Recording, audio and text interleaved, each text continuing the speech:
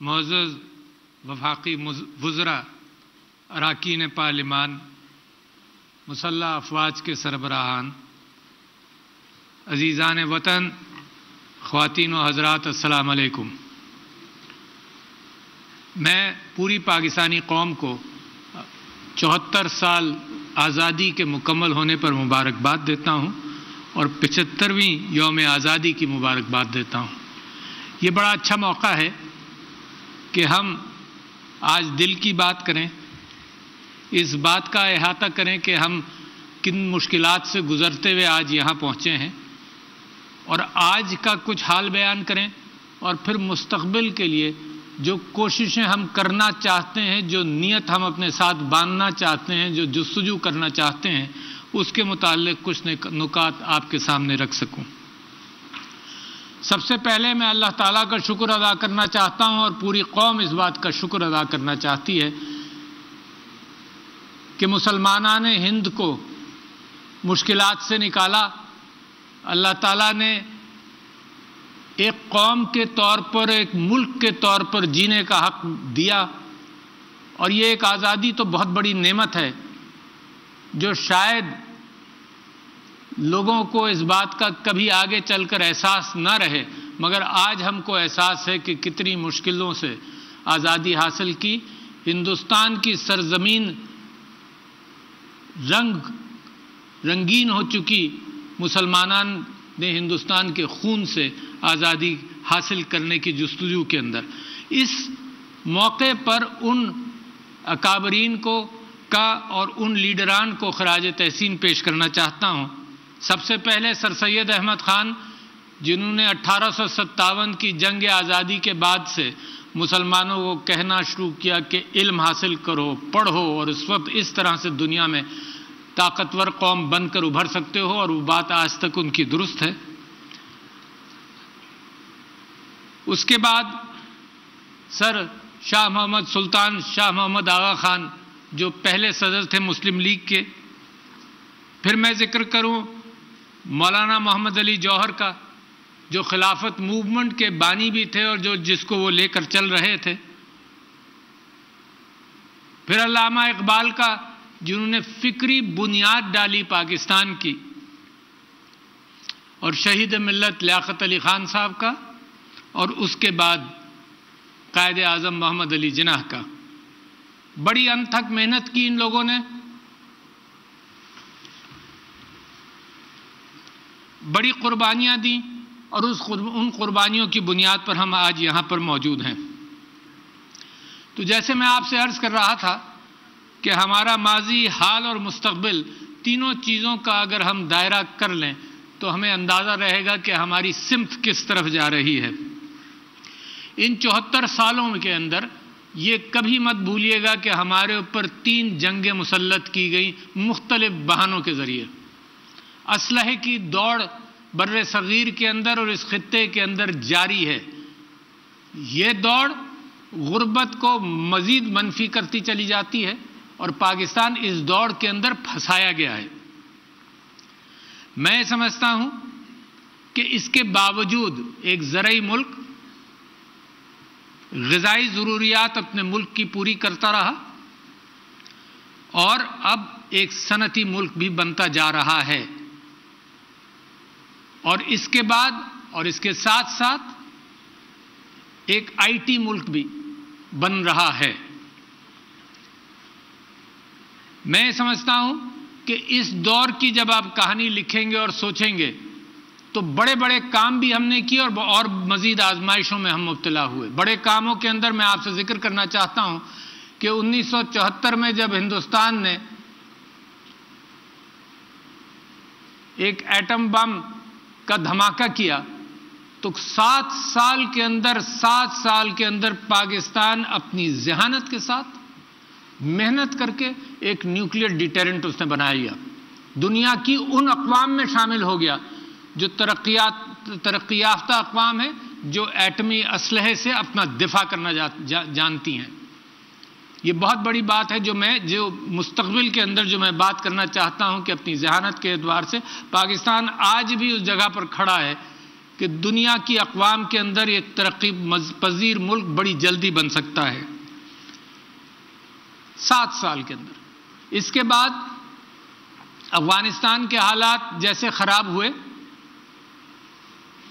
تو پاکستان نے دہشت گردی کا مقابلہ کیا، اور وہ واحد ملک ہے اگر پاکستان کے آپ مغرب میں دیکھیں تو جو حال مشرق وسطیٰ کا کیا گیا اور جہاں دہشت گردی کی وجہ سے تباہی ہوئی، پاکستان نے ایک دیوار کھینچی اور پاکستان نے اس کے اندر تقریباً 1 لاکھ جانوں کی قربانیاں اور 150 ارب ڈالر کا نقصان برداشت کیا، مگر جیت کر نکلا اس کے اندر سے۔ یہ اللہ کا احسان ہے، اور میں خراج تحسین پیش کرنا چاہتا ہوں اپنی افواج کو، اپنی پولیس کو، اپنے معاشرے کو، اپنے لوگوں کو دنیا کے اندر یہ مثال قائم کی۔ بڑی بڑی سپر پاورز ناکام ہوئی ہیں اور آج کل آپ اس کے اثرات دیکھ رہے ہیں، مگر پاکستان نے کامیابی حاصل کی۔ تو یہ وہ کامیابیاں ہیں جو پاکستان حاصل کر چکا ہے۔ اسی کے نتیجے میں اور کیا ہوا؟ اس کے نتیجے میں یہ ہوا کہ 35 لاکھ افغان مہاجرین پاکستان آئے اور پاکستان نے ان کو پناہ دی، کسی کے اوپر احسان نہیں کیا، اپنی اخلاقیات اور اپنی اقدار کا مظاہرہ کیا، اپنے آپ کو مضبوط کیا اخلاقی اعتبار سے۔ وہ قومیں جو اپنے آپ کو یہ کہتی ہیں کہ یہ ہیومن رائٹس کی بادشاہ ہے، ان کا بھی آپ نے حال دیکھا۔ ان کے مقابلے میں پاکستان کا آپ مقابلہ کریں، دیکھیے ہر مقابلہ اس بات پر نہیں ہوتا کہ کون کتنا پیسہ بناتا ہے، اخلاقیات کی بنیاد پر قومیں بنتی ہیں۔ اگر آپ مقابلہ کریں تو اس وقت دریاؤں میں اور سمندروں میں مہاجرین کو ڈوبنے دیا جاتا ہے، کشتیوں میں ڈوبنے دیا جاتا ہے، مگر ان کو پناہ نہیں دی جاتی۔ پاکستان ایسا ملک ہے جس نے 35 لاکھ مہاجرین کو پناہ دی اور اپنے آپ کو مضبوط کیا، اخلاقی اعتبار سے مضبوط کیا۔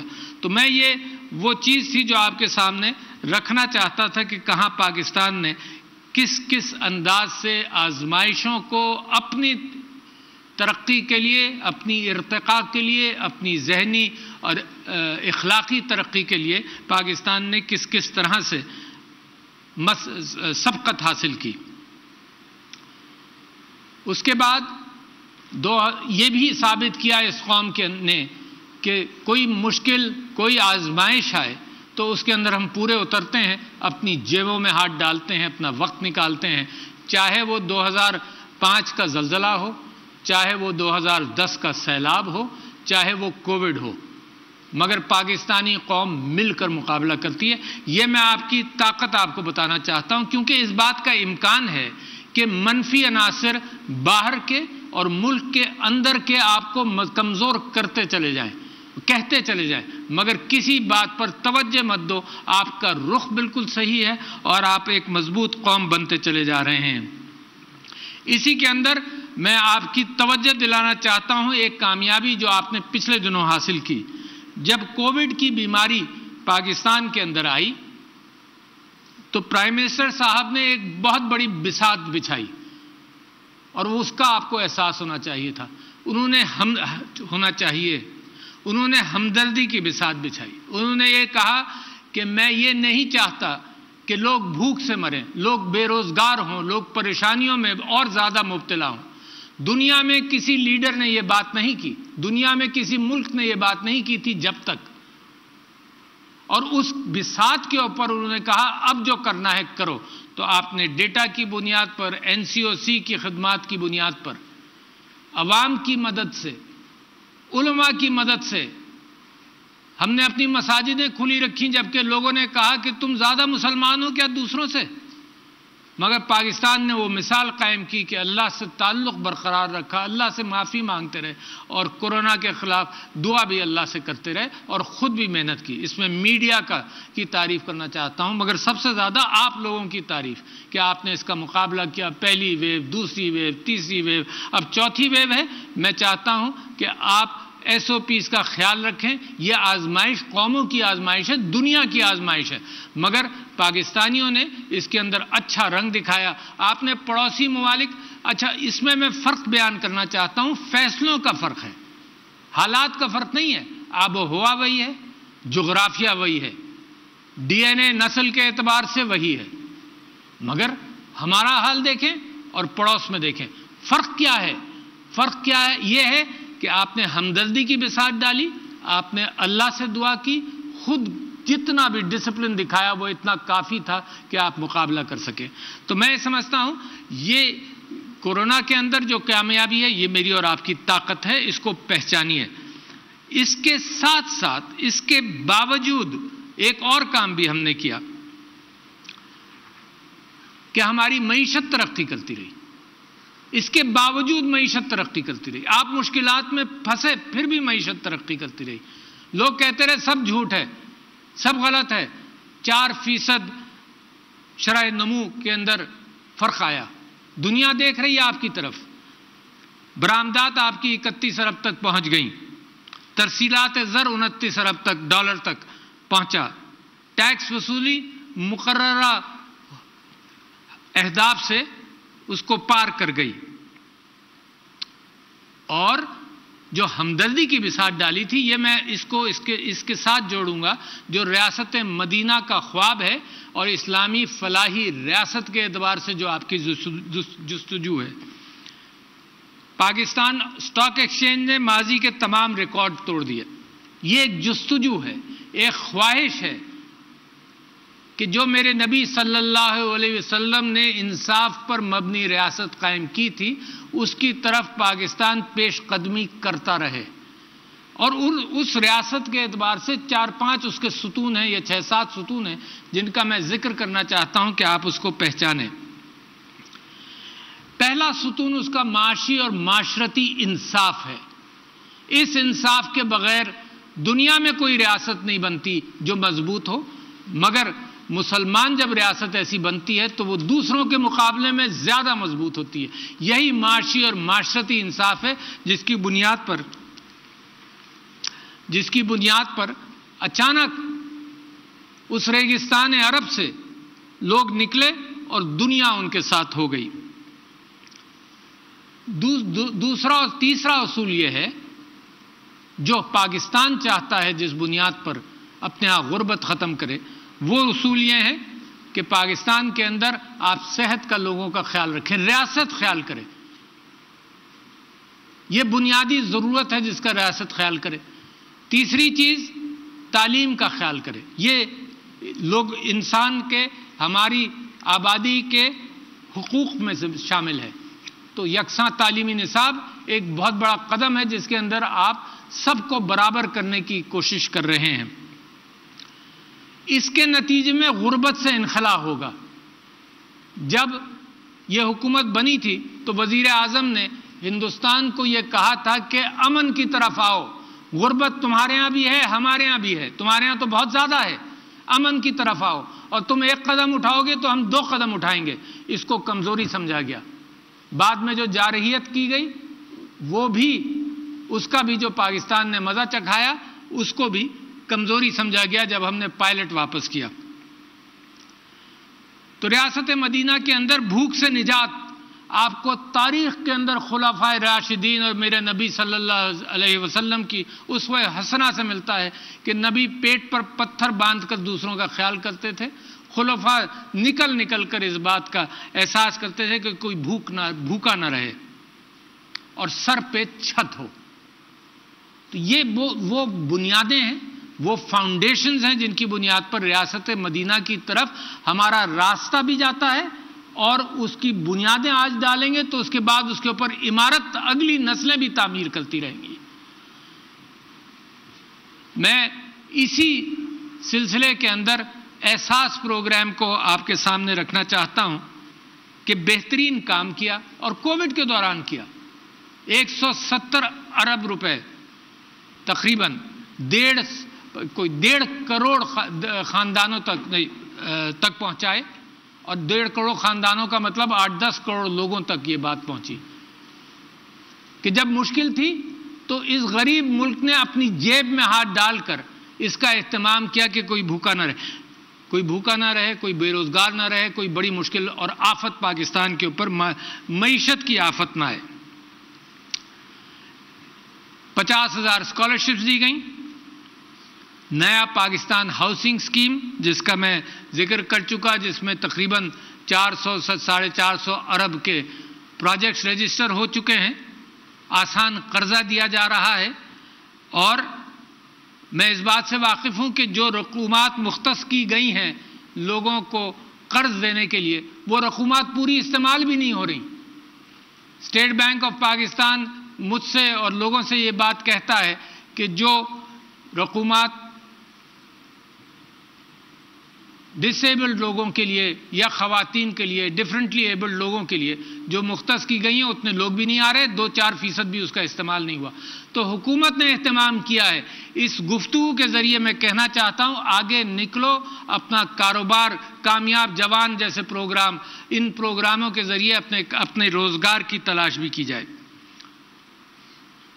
اس میں قرضے کی شرائط بہت کم ہے، بہت سارے چھوٹے قرضوں پر کوئی کولیٹرل نہیں ہے، نکلیں اور استعمال کریں۔ اس کے ساتھ ساتھ ایک ذمہ داری پاکستان نے اور اٹھانی پڑے گی، کیونکہ پچھلی نسلوں کے اندر، پچھلی دہائیوں کے اندر جب کرپشن کی وجہ سے بہت کچھ ہمارے ہاں کم رہا تو یہ بھی ہوا کہ لوگ ان پڑھ رہ گئے۔ جو ان پڑھ رہ گئے وہ بیچارے مزدوری کرتے ہیں، ان کو سکل ڈیولپمنٹ کر دی جائے۔ فی الحال جو نئی پود آ رہی ہے اس کی مکمل تعلیم کی ذمہ داری اٹھائی جائے، جو ان پڑھ رہ گئے ہیں ان کی سکل ڈیولپمنٹ کر کے ان کو کام پر لگایا جائے۔ تو یہ بھی ایک بڑی محنت ہے، تو لہٰذا بہت ساری ذمہ داریاں آپ کے اوپر آ گئیں، مگر میں آپ کو اطمینان دلانا چاہتا ہوں کہ آپ کے اندر جو اللہ تعالیٰ نے خصوصیات اب ڈال دی ہیں، آپ اس قابل ہیں کہ اس قوم کو ترقی یافتہ ممالک کی صفوں کے اندر بہت جلد کھڑا کر دیں۔ ضرورت ہے اس بات کی کہ اس قوم کے اندر امید ڈالی جائے، ضرورت ہے اس بات کی کہ وہ جو فالس پروپیگنڈا، فیک نیوز جس کی بنیاد پر خبریں بنتی رہتی ہیں، اس سے نکلا جائے۔ دنیا جو مرضی آئے کہے آپ سے، آپ ایک مضبوط کوششوں کے ساتھ پاکستان کی ترقی کے اعتبار سے اپنے ذہن کے اندر اور اپنے کاموں کے اندر اپنے آپ سے اور قوم کے ساتھ انصاف کریں۔ ایک ڈیجیٹل پاکستان بن رہا ہے، ایک نالج اکانومی بن رہی ہے، اور میں لوگوں کی توجہ بار بار اس طرف دلاتا ہوں کہ یہ بڑی تیزی سے یہ ٹرین جا رہی ہے، اور پاکستان کو جلدی اس ٹرین پر سوار ہونا پڑے گا۔ اتنی تیزی سے یہ بڑھ رہی ہے، دنیا کے اندر جو ترقی یافتہ قومیں ہیں، جو ٹاپ 10 فارچون 500 کے اندر کمپنیز ہیں، وہ سب آئل، گیس اور ایسی چیزوں سے جو معدنیات ہیں، جو ذخائر ہیں، اس سے ہٹ کر ذہنی ذخائر کے اعتبار سے آگے بڑھ رہے ہیں۔ اس کے اندر پاکستان کم نہیں ہے۔ جب نیوکلیئر ڈیٹرنس کی بات ہوئی، آپ نے اپنے ذہن کو استعمال کر اس پر سبقت حاصل کی، اپنی ذہانت کو استعمال کیا۔ جب کووڈ کا مقابلہ کرنا پڑا، آپ نے اپنی ذہانت کے ذریعے دوسری قوموں کے مقابلے پر آپ نے یہ کر کے دکھایا کہ آپ زیادہ ڈسپلنڈ ہیں، اور آپ نے ایک بہت بڑی وبا کا بہت اچھی طرح سے مقابلہ کیا۔ اس کے ساتھ میں خراج تحسین پیش کرتا ہوں، جو جستجو مسلسل چل رہی ہے، وہ ہے 10 بلین ٹری سونامی، ایک کلین اور گرین پاکستان کے حوالے سے۔ آپ یہ ذہن میں رکھیے کہ طہارت نصف ایمان ہے، صفائی نصف ایمان ہے۔ صفائی رکھیں، روحانی، جسمانی اور ماحولیاتی طہارت، صفائی۔ یہ تو میرے نبی کا شیوا ہے۔ حضور اکرم صلی اللہ علیہ وسلم کی حدیث ہے کہ وہ ایک دن عطر مانگ رہے تھے کہ عطر لاؤ، تو لوگوں نے پوچھا کیوں آپ عطر منگوا رہے ہیں؟ تو دیکھا کہ وہ اپنی لکڑی سے دیوار، مسجد نبوی کی دیوار پر کوئی تھوک کر چلا گیا تھا، وہ صاف کر رہے تھے۔ تو میرا نبی جب طہارت کے لیے اتنا تیار صلی اللہ علیہ وسلم، اس کا اپنا شیوا، پاکی، صفائی، مسواک، اپنے پاس سے بو نہ آنا، تو جسمانی طہارت کے ساتھ ماحولیاتی طہارت کی بڑے ثواب کا کام ہے۔ اور آج دنیا آپ سے کہہ رہی ہے کہ جی ماحولیات کے اعتبار سے پیڑ لگائیں اور صاف رکھیں۔ تو یہ بھی ایک پاکستان انوکھے انداز سے نکل پڑا جب دنیا کے اندر یہ بات اتنی عام نہیں تھی۔ میں اب ذکر کرنا چاہتا ہوں مقبوضہ کشمیر کے حوالے سے۔ میں یہ سمجھتا ہوں کہ بھارت کی جو گھناؤنا ظلم ہے مقبوضہ کشمیر میں، اس حوالے سے میں دنیا سے، انٹرنیشنل کمیونٹی سے یہ کہنا چاہتا ہوں کہ اس پر توجہ دیں، پاکستان کے اوپر 3 جنگیں مسلط کر چکا ہے بھارت، اور آرٹیکل 35A اور 370 جو پاکستان کی اس کو اہمیت نہیں دیتا تھا، کیونکہ کشمیر کا ذکر ہندوستان کے آئین کے اندر کوئی بنیاد ہی نہیں رکھتا۔ جن اصولوں کی بنیاد پر پاکستان بنا تھا، ان اصولوں کے بنیاد پر میرے کشمیری بھائیوں کے اوپر وہ اصول لاگو نہیں کیے گئے اور ان کو ایک مشکل کے اندر چھوڑا۔ ایک نئی ان کی ڈومیسائل پالیسی بنی ہے جس کے اندر وہ کشمیر کی آبادی کا تناسب بدلنے کی کوشش کر رہے ہیں، دوسروں سے سیکھ رہے ہیں، مزید ظلم کرنا چاہتے ہیں، مگر پاکستان اس راستے میں رکاوٹ ہے، میرے کشمیری بھائی خود اس راستے میں رکاوٹ ہیں۔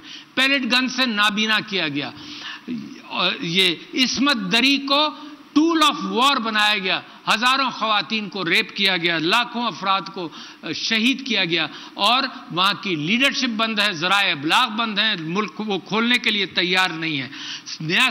صرف یہی نہیں کہ کشمیر میں یہ کر رہے ہیں، ان کا نیا سٹیزن شپ ایکٹ جو ہے وہ اپنے اقلیتوں کو وہ محصور کر رہا ہے، خاص طور پر مسلم اقلیت کو۔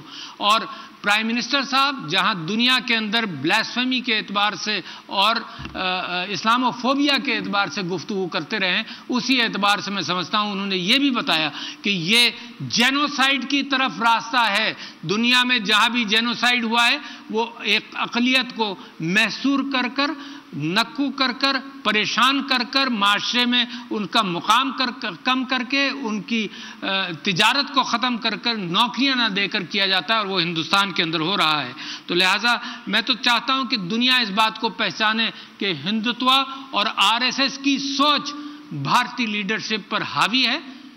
نتیجہ یہ ہے کہ خطے میں امن کا امکان نہیں ہے۔ آپ کو اور پھر ہمارے ساتھ کیا، کلبھوشن یادو آپ کو یاد ہے، یہ جو دہشت گردی کا لاہور کا واقعہ آپ اس سے واقف ہیں، یہ جس طرح سے پاکستان کے حالات خراب کرنے کی کوشش کر رہا ہے، فیک نیوز دنیا کے اندر اس کا پرچار کر رہا ہے۔ تو لہٰذا پاکستانیوں، میرے بھائیوں اور بہنوں، اس بات کی فکر کرو کہ فیک نیوز چاہے اندر سے نکلے، یہ غیبت ہے، چاہے اندر سے نکلے، اس پر احتیاط کرو۔ اور صحیح قرآن کی آیات موجود ہیں کہ صحیح راستہ، اس کی تصدیق کر لو۔ تو لہٰذا میں سمجھتا ہوں کہ جہاں قوموں کے اعتبار سے میری خواہش یہ ہے کہ پاکستانی قوم صفحے اول پر پہنچے، تو اپنے آپ کو اخلاقی طور پر مضبوط کرنے کے مستقبل کے راستے میں آپ کے سامنے رکھ رہا ہوں۔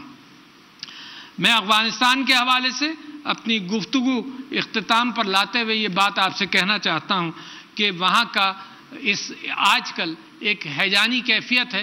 انشاءاللہ میں امید رکھتا ہوں کہ امن قائم ہوگا، اور میں ایک بہت بڑی درخواست کرتا ہوں اپنے افغان بھائیوں کے ساتھ، اور وہ درخواست یہ ہے کہ صلح حدیبیہ کو اپنے سامنے رکھتے ہوئے امن لائیں۔ ابھی یہاں قرآن کی ایک سورت کی تلاوت ہوئی جس کے اندر اللہ تعالیٰ فرماتا ہے کہ تم آپس میں دشمن تھے، اللہ نے تم کو جوڑا، آپس میں محبت پیدا کی، تم کو بھائی بھائی بنایا۔ میرے افغانی بھائی 40-50 سال سے مستقل آزمائش میں ہیں، لاکھوں افراد شہید ہوئے، پناہ گزین ہمارے ہاں موجود ہیں۔ تو میں سمجھتا ہوں کہ اسلامی تاریخ سے وہ راستہ ملتا ہے جس کی بنیاد پر افغانستان میں امن جلدی آ سکتا ہے۔ نیلسن مینڈیلا نے ساؤتھ افریقہ کے اندر قوم کو جوڑا، اور ہماری نظیر اسلام کی تو اس سے بھی بہت بڑی ہے۔ اگر ہم اس پر عمل کریں گے تو انشاءاللہ افغانستان میں امن ہوگا۔ پاکستان نے افغانستان کے بعد جنگ کی سب سے بڑی قیمت ادا کی افغانستان کے اندر۔ پاکستان اگر افغانستان میں امن ہو جائے گا تو سب سے زیادہ بھلا میرے افغان بھائیوں کا ہوگا، مگر پاکستان کا بھلا پھر وہ دوسرا ملک ہوگا جس کو سب سے بڑا فائدہ ہوگا۔ تو میں اپنے اسلامی ممالک، اپنے بھائیوں کی ترکی، سعودی عرب، چین پاکستان راہداری کے اعتبار سے جو پاکستان میں ترقی ہو رہی ہے، میں سب کا مشکور ہوں۔ مگر آخری بات میں یہ کرنا چاہتا ہوں کہ میں یہ سمجھتا ہوں کہ آپ جس راستے پر گامزن ہیں، آپ ایک ابھرتی ہوئی قوم ہیں، آپ ایک دنیا کی طاقتور قوم بننے جا رہے ہیں۔ یہ بات اپنے دل سے نہیں نکالنا۔ آپ کا ملک بڑی قربانیوں سے بنا ہے، آپ کی محنتوں کے ساتھ یہ ملک بڑی تیزی سے ترقی کی راستے پر چل رہا ہے اور چلتا رہے گا۔ آپ کا مستقبل بہت روشن ہے، آپ کا مستقبل انوکھا مستقبل ہے۔ ریاست مدینہ کا خواب اگر آپ اس کی طرف چلتے رہے تو اللہ تعالیٰ بھی آپ کے لیے راستے کھولے گا۔ بہت شکریہ۔ پاکستان پائندہ باد۔